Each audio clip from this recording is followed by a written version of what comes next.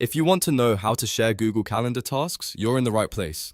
In this video, I'm going to walk you through the simple step-by-step process so you can share the right calendar with the right person, choose the correct permissions, and make collaboration a whole lot easier. This is especially useful if you manage team schedules, family events, or shared task planning inside Google Calendar. And if you find this tutorial helpful, don't forget to hit the like button and subscribe for more easy software tutorials just like this. Alright, let's jump right in. First, open Google Calendar in your browser or app and make sure you're signed into the correct Google account. Once you're inside Calendar, look over to the left side of the screen where you'll see the section called My Calendars. This is where all of your calendars are listed. Now, find the calendar that contains the tasks or information you want to share. If you have multiple calendars, take a moment to choose the right one because the sharing settings apply to that specific calendar.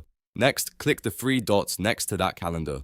This opens a menu with several options, and from here you want to select Settings and Sharing. This takes you to the full settings page for that calendar, where you can control visibility, sharing permissions, and access for other people. Once the settings page opens, scroll until you find the section labeled Share with specific people or groups. This is the part that lets you invite someone directly instead of making the calendar public.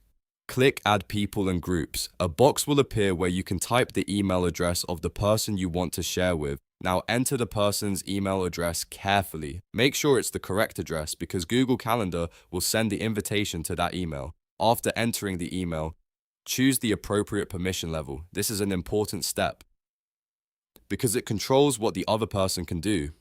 Depending on your setup, you may be able to let them only see the calendar, see all event details, make changes to events, or even manage sharing settings. If you're sharing tasks with a teammate or family member, think about how much access they really need. For most situations, giving them view access or event editing access is enough. But if they need to manage the calendar on your behalf, you can choose a higher permission level.